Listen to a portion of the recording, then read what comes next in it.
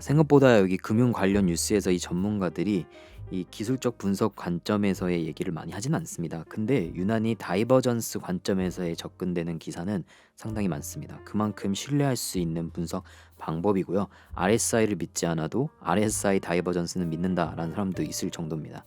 그래서 이거를 손으로 눈으로 일일이 찾는 게 아니라 우리가 스크립트를 이용해서 자동으로 감지할 수 있는 방법에 대해서 알아보도록 하겠습니다. 자, 그래서 트레이딩 뷰를 켜주시고요. 인디케이터를 클릭하면은 여기 검색창에 다이버전스라고 검색을 해줍니다. 그러면 여기 나오는 다이버전스 인디케이터 이거를 가지고 한번 설명을 해보겠습니다. 누르면요, 지금 바로 이렇게 상승 다이버전스를 찾아주죠. 그래서 이거 그냥 활용하실 분은 이거 그대로 쓰시면 됩니다. 근데 한번 이 코드 안에 있는 스크립트를 좀 이해하고 싶다라는 분들은 계속 제 이 영상을 한번 들어주시면 되고요. 그래서 지금 이게 RSI가 이 높아지고 있는데 여기 있는 가격은 저가는 점점 떨어지는, 그 저가가 다시 떨어지는, 그래서 이걸 상승 다이버전스라고 하죠. 그래서 이런 게 이제 다른 데는 이렇게 하락 다이버전스도 만들어졌고요. 여기 상승 다이버전스도 만들어졌고요. 이거 좀 명확하게 보이네요. 지금 RSI가 증가했는데 저가는 점점 더 낮아졌죠. 그래서 지금 상승 다이버전스라고 표시가 된 거를 볼 수가 있습니다. 그래서 여기에 이 소스 코드 버튼을 누르면요, 이렇게 소스 코드를 우리가 확인할 수가 있고요. 당장 이걸 가지고 편집은 안 돼요. 이렇게 잠겨 있는데 얘를 클릭을 하면은 다이버전스 인디케이터를 그대로 클릭하면요, 내가 카피본을 만들 수 있습니다. 복사본을 그대로 만들 수 있는 거죠. 그래서 제가 그냥 간단하게 다이버전스라고 세이브를 하겠습니다. 그럼 이렇게 코드가, 스크립트가 그대로 가져와지죠. 그래서 이걸 가지고 우리가 이게 지금 이걸 이해하는데 좀 어려운 이유는요, 제가 봤을 때 뭐 어떤 알고리즘이 이해가 안 가는 걸 수도 있는데 너무 사용자 친화적으로 만들다 보니까, 예를 들면 이렇게 입력을 하나하나씩 다 받게 하고 있죠, 사람들한테. 그래서 여기 누르면은 우리가 다양하게 입력받을 수도 있고 뭐를 끄고 뭐를 켜고 이런 것도 다 설정할 수가 있잖아요. 이런 것들이 지금 스크립트를 이해하는 데 상당히 방해하고 있다라고 생각을 하거든요.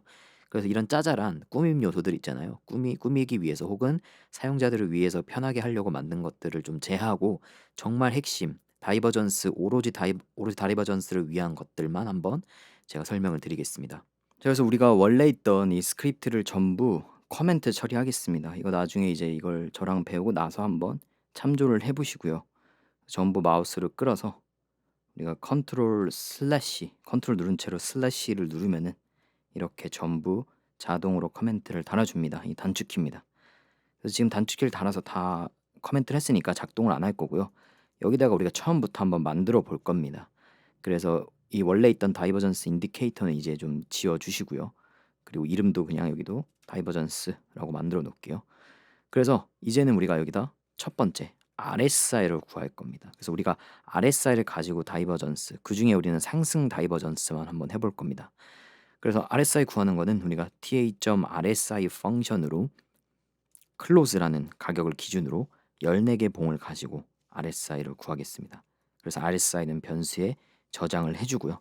그래서 한번 플롯을 한번 그려보겠습니다. RSI를 눌러서 저장하고 에디트 차트를 누르면은 이렇게 RSI가 잘 들어간 거를 볼 수가 있죠. 그럼 이제 여기서 우리가 H라인 정도는 좀 그려주면 좋겠죠. H라인 수평선을 30과 70으로 해서 30과 70을 기준으로 하는 RSI에서 수평선을 이렇게 만들었습니다. 그럼 이렇게 수평선도 위에랑 아래에 30, 70이 각각 잘 들어갔죠. 그럼 깔끔하게 우리가 필요한 것만 딱 하겠습니다. 잡스러운 거 다 버리고 RSI 구하는 거 딱 끝났고요. 자, 그 다음에 해야 될 건 이제 우리가 피봇이라는 거를 구할 겁니다. 근데 그 중에 우리는 피봇 로우를 구하는 걸 해볼 겁니다. 자, 피봇이 뭔지에 대한 거는요, 제가 영상으로 한번 만들었거든요. 그거 정말 중요해요.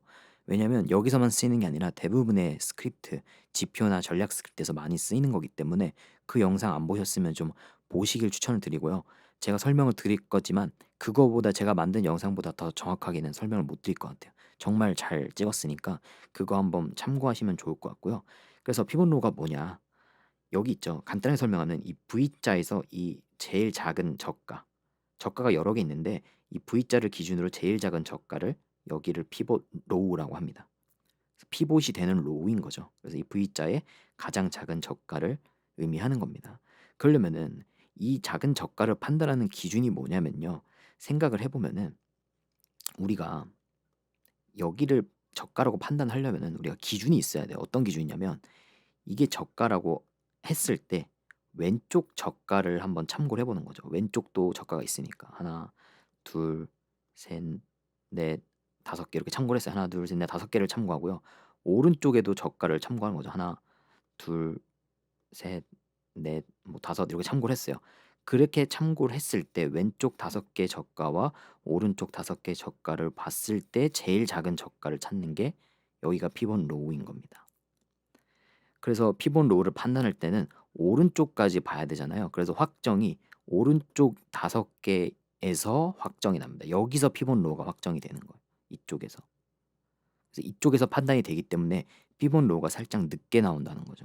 그 너무 당연한 얘기인 게 왼쪽만 볼 거면 바로 판단이 가능하겠죠. 저가를 뚫고 내려왔으니까. 근데 우리는 원하는 거는 V자에서 저가를 찾는 거니까 왼쪽 오른쪽을 전부 다 봐야 되는 거니까 최소한 우리는 오른쪽 다섯 개가 확정되고 나서 피봇 로우가 우리가 그려진다라고 이해를 할 수가 있는 거죠.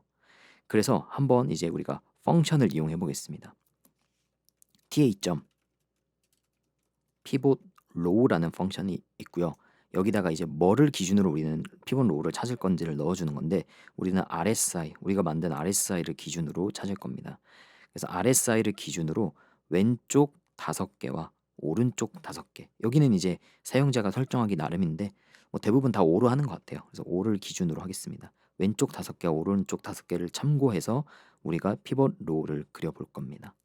그래서 이거를 변수 피봇 언더바 로우라는 변수에 저장을 하겠습니다. 그런 다음에 플러스로 한번 피봇 로우를 표시를 한번 해볼게요. 그래서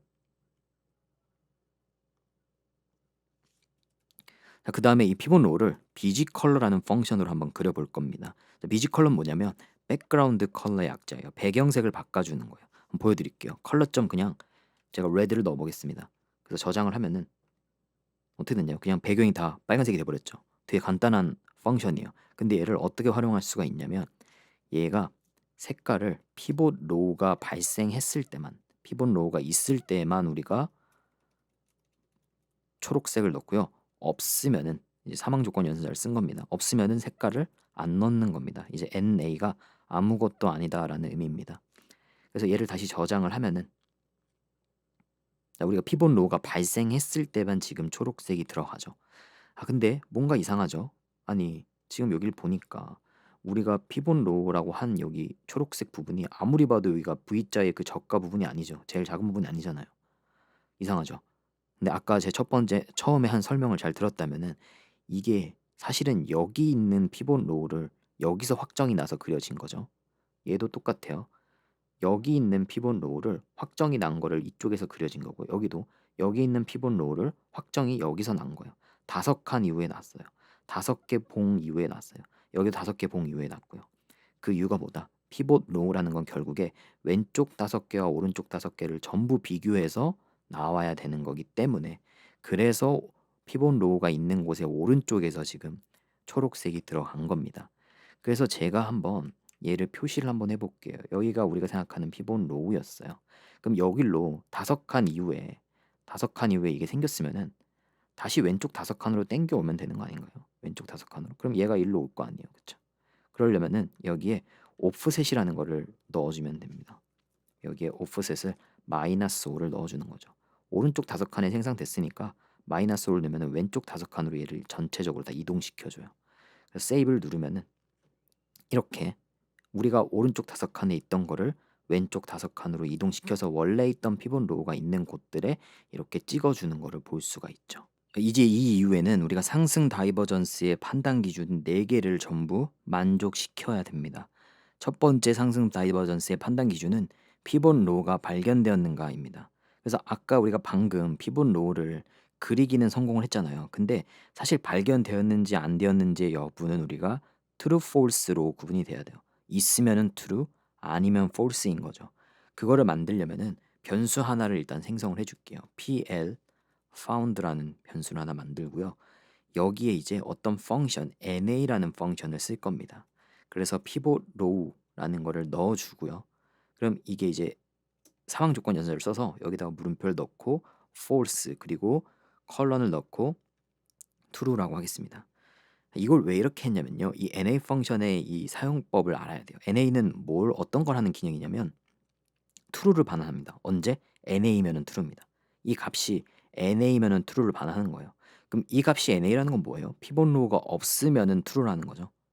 피봇 로우가 없을 때 true예요. 그럼 여기가 만약에 true가 됐으면은 이게 실행이 되는 거잖아요. 그러면 false가 피봇 로우 found에 들어가는 거죠. 피봇 로우가 없다가 들어가는 거고요. 반대로 이 값이 뭐 뭔진 모르겠지만 존재해요. 그러면 NA 펑션에서 이 값이 존재하면은 결과가 false가 나옵니다.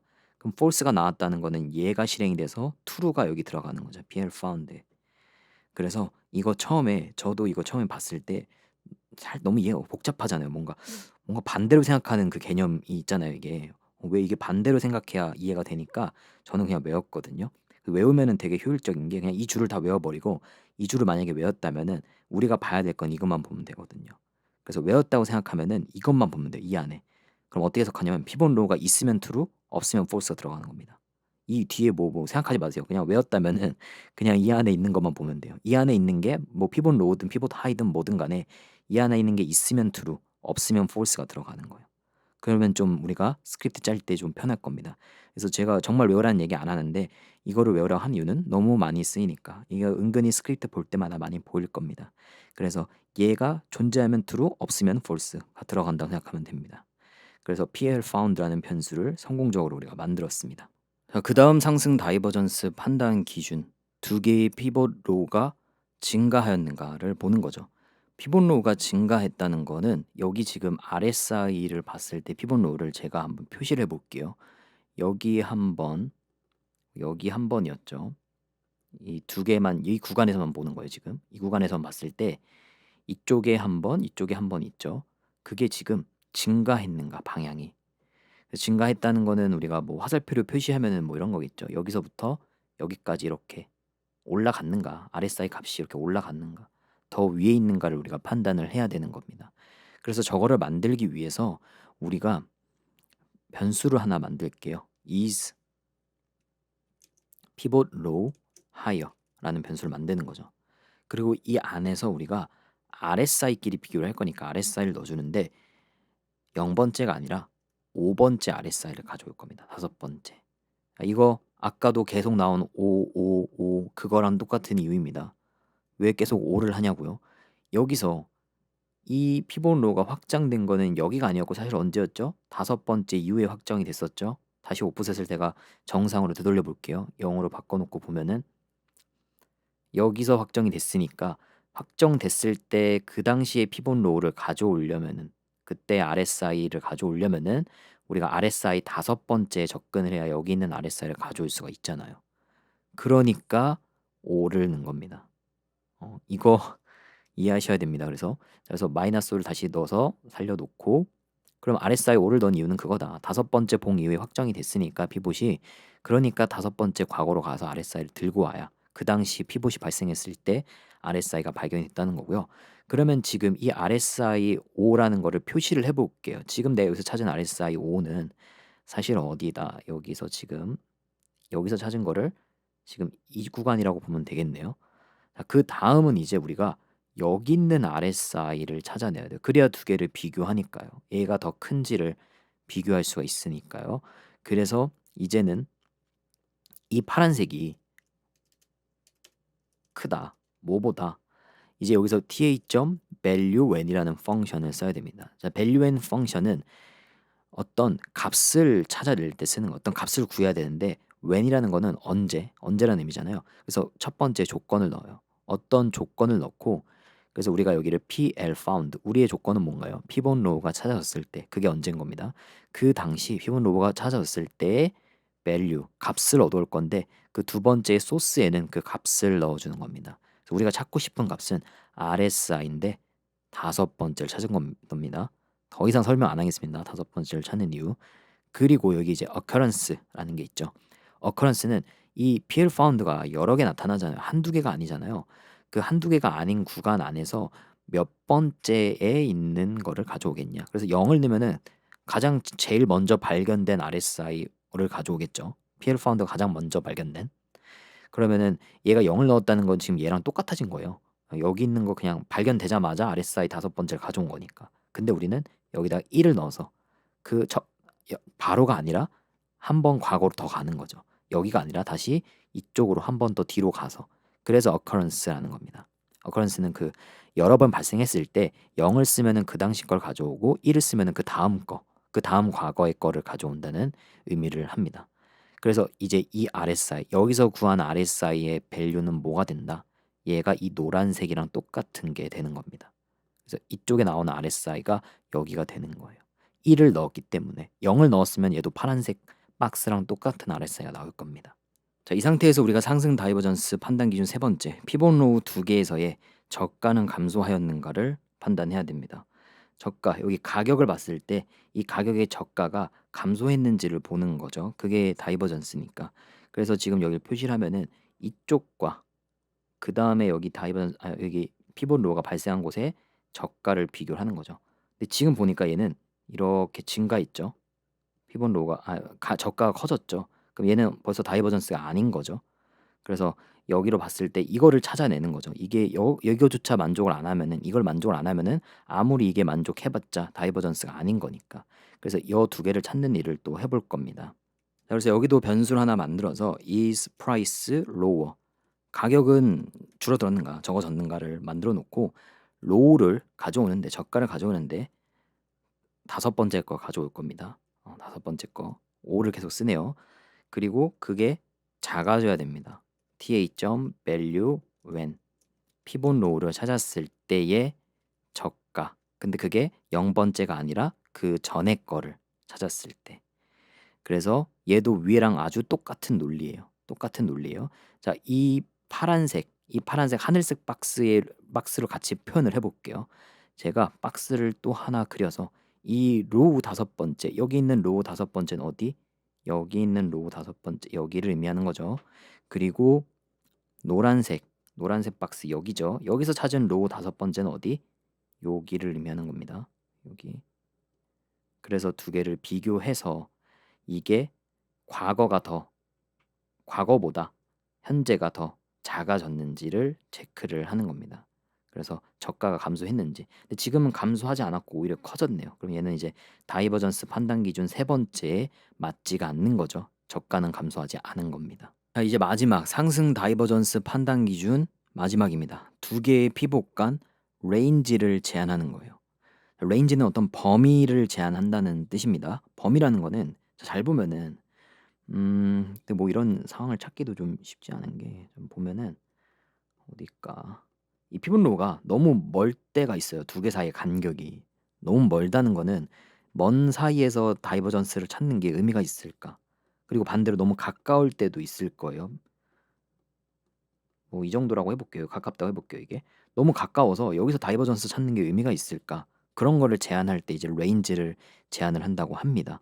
그래서 이거는 이제 뭐 선택 사항이기도 하죠. 뭐 굳이 쓸 사람은 쓰고 안 쓸 사람은 쓰는 건데 여기선 썼으니까. 그래서 이런 거를 너무 가깝거나 두 개 사이 거리가 너무 가깝거나 너무 멀면은 이게 다이버전스의 의미가 없다라고 생각해서 그런 걸 판단하기 위한 마지막 기준을 추가하는 겁니다.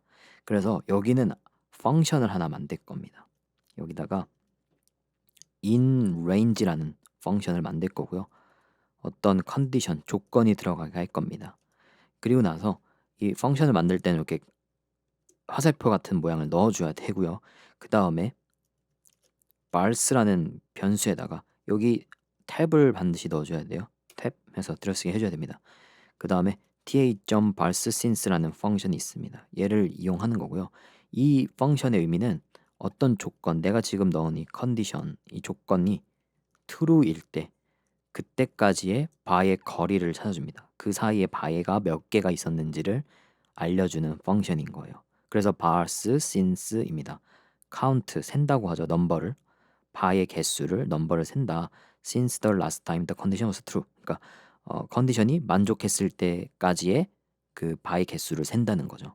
그래서 이걸 가지고 우리가 바의 개수를 찾아낼 수가 있는 거고요. 그러면은 여기서 이제 비교를 할 겁니다. 그 바의 개수, 그 사이의 바의 개수가 5개보다는 적어도 커야 되고, 그리고 그 바의 개수는 50개보다는 작아야 됩니다. 너무 가까워서도 안 되고 너무 멀어서도 안 된다는 제한 조건 레인지를 범위를 제한을 두는 거죠. 그래서 이 펑션을 하나 만들어 놓고 나서 이제 드디어 마지막으로 우리가 볼 컨디션이라는 변수에다가 이게 이제 상승 다이버전스를 의미하는 변수입니다. 여기에 이제 PL found. 자, 이게 뭐였어요? 첫 번째 상승 다이버전스 판단 기준이었죠. 여기 있는 PL found. 자, 두 번째 다이버전스 판단 기준은 is PL higher. 피봇 로우 두 개가 연속적으로 증가했는가. 그래서 and is PL higher를 넣어주고요. 그리고 세 번째 판단 기준 price가 감소하였는가. 지표값만 증가하면 안 되죠. RSI만 증가하면 되는 게 아니라 가격도 저가도 감소를 해야 되는 거를 체크를 해야죠. 그리고 마지막 범위 안에 있는가. 그래서 여기는 이제 in range라는 펑션이니까 괄호를 넣어주고 이 안에다가 어떤 조건 우리는 PL found 피봇 로가 발생했는데 1번째 그러니까 0번째가 아니라 1번째라는 거는 여기가 만약에 0번째라고 하면은 그 전에 거 1번째를 체크를 해서 그 사이의 거리를 측정을 하는 거죠.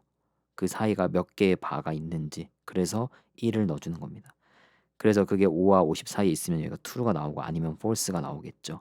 그럼 이제 이거 가지고 만들어진 이 볼 컨디션이 우리가 찾고 싶어하는 상승 다이버전스 여부를 의미하는 겁니다. 여기가 true면은 상승 다이버전스가 있는 거고요. false면은 상승 다이버전스가 없는 겁니다. 사실 이게 끝입니다. 얘만 가지고 이제 어떤 얼러트, 알람을 만드셔도 되고요. 만약에 true일 때만 얼러트를 받아서 다이버전스가 생성됐다라고 하면 되는 거고 아니면은 뭐 전략으로 바로 이것만 가지고 우리가 진입을 해서 스트래터지에서 엔트리 진입을 해서 백테스팅을 해볼 수도 있는 거고요. 그래서 얘가 끝인데 그래서 생각보다 핵심 코드만 만들어 놓으면은 되게 짧아요. 되게 짧아 한 열 몇 줄 이내로 끝나요. 지금 이 커멘트 빼면은 열 몇 줄 이내요. 그래서 생각보다 이렇게 짧은데 이 원래 본 코드는 막 이것저것 꾸미는 것도 넣고 드로잉을 하잖아요. 여기다 이제 우리가 상승 다이버전스를 그릴 거거든요. 그리는 것 때문에 좀 코드가 많아지거든요. 그래서 저는 여기서부터 그냥은 복사 붙여넣기 하겠습니다. 여기 플랫을 이용해서 그리거든요. 그래서 이 플랫을 그대로 커피해서 복사를 해서 이 볼 컨디션 밑에다가 붙여넣기 하겠습니다. 그 다음에 이 커멘트를 풀려면은 컨트롤 누른 채로 슬래시 눌러주면 되고요. 그러면 지금 PL 파운드는 우리가 만들어 놨던 거고요. 피봇 로가 발견됐을 때 OSC는 이제 오실레이터를 줄인 것 같아요. 오실레이터는 이제 RSI 같은 경우나 OBV라는 지표들은 다 오실레이터죠. 그래서 여러 군데서 쓰라고 둔 것 같은데 우리는 RSI라고 했으니까 RSI를 넣고 이건 이제 look back right를 줄였어요. look back 어디까지를 볼 거냐 right 5개죠. 우리는 5개를 넣은 거고요. 여기 NA가 돼 있고 여기도 look back right 5였죠. 우리는 오프셋을 마이너스 5 여기도 이제 마이너스 5 하는 이유 이제 아시죠? 왼쪽으로 5개 땡기는 이유 그리고 라인 위스는 2로 해서 두께를 2로 만들어주고 컬러가 불 컨디션 상승 다이버전스가 발견됐을 때는 불 컬러를 넣는데요. 그래서 우리 그린으로 넣겠습니다. 상승을 의미하는 초록색을 넣고요. non 컬러 컬러가 없다라는 거니까 여기는 NA인 거죠. 그냥 NA를 넣으면은 이제 우리가 그려질 겁니다. 그래서 미리 한번 세이브를 해서 한번 확인을 해볼게요. 화면은 자 여기 전부 다 상승 다이버전스가 아닌 것 같아요. 아무리 찾아도 없네요. 그러니까 왜 그런 거죠? 지표는 높아졌는데 저가가 안 낮아진 거죠. 그럼 여기 잘 찾아보면은 이쪽에 있네요. 여기 보니까 지표도 증가했고 저가도 이렇게 감소가 됐죠. 감소됐고 지표는 올라갔고 상승 다이버전스 찾아지니까 이렇게 선이 플랫이 그려진 거를 볼 수가 있습니다. 자, 그래서 이 이후부터는 우리가 상승 다이버전스는 찾았잖아요. 이제 하락 다이버전스를 여러분들이 한번 찾아보시는 겁니다. 만들어 보는 거예요. 방금 했던 이 논리를 조금만 수정하면 되는 거예요. 하락 다이버전스는 반대죠. 피봇 로우를 찾는 게 아니라 피봇 하이를 찾고 그 피봇 하이를 비교하고 가격도 비교를 해서 우리가 하락 다이버전스를 찾아낼 수가 있는 거고요. 답은 다 이 밑에 있습니다. 이 제가 지금 공식 지표에 있는 알고리즘을 그대로 제가 녹여내서 설명을 드린 거기 때문에 여기 잘 찾아보시면은 피봇 하이를 파운드하는 방법, 피봇 로우를 뭐만 좀 바꾸기만 했죠. 피봇 하이로 그냥 완전 반대 개념인 겁니다. 그리고 인레인지는 그대로 쓰는 것 같고요. 그리고 여기 보면은 여기 레귤러 베르시 이게 이제 하락 다이버전스인 것 같아요. 여기서 이 OSC LH 얘가 이제 하락 다이버전스 찾을 때 쓰는 조건들 이렇게 넣어놓은 것 같네요. 그리고 프라이스는 하이어 하이 증가했다. 이거 방금 제가 설명한 거를 그냥 반대 개념으로 만들어 놓은 거거든요. 그래서 한번 만들어 보세요. 직접 하는 게 제일 공부가 효율적입니다. 궁금한 게 있으면 질문할 게 있으면은 언제든지 디스코드로 웬만하면은 질문을 남겨주면 제가 코드를 달기도 편하니까 그거 관련해서 디스코드로 질문을 해주시면 되고요. 결국에 우리가 찾는 거는 가격에 대한 어떤 변화고 지표에 대한 변화고 그거의 역전 현상 그런 걸 찾아내는 거 되돌림 그게 이제 메인입니다. 모든 스크립트는 다 그렇게 방향을 찾아서 갈 겁니다. 자, 그래서 제가 지금 하락 다이버전스까지 생성을 해서 만들어 놓은 이 코드 그대로 제 유튜브 설명란에 첨부해 드릴 테니까요. 한번 하락 다이버전스 만들어 보고 이 코드와 좀 비교해서 내가 잘못된 부분이 없는지를 한번 체크를 해보시기를 제가 권해드립니다. 그래서 어떤 우리가 배움에 있어서 성취감이라는 게 있고 그걸 가지고 뭔가 우리가 느끼는 것들이 있잖아요. 근데 얘는 그 성취감과 느끼는 거 그게 엄청 클 겁니다. 나중에 좀 느끼게 되실 거예요. 아, 내가 이걸 하나 잘 배워놨더니 엄청 도움이 되는구나를 느끼게 해주는 아주 대표적인 전 예라고 생각을 합니다. 그래서 이 다이버전스 공부 한번 해보시고 제대로 한번 해보세요. 제대로 하면은 분명히 도움 될 겁니다. 하나를 배웠는데 여기저기서 쓰이면은 되게 기분 좋잖아요. 그래서 여기저기서 쓰이기 때문에 잘 배워두시기를 제가 권장드립니다.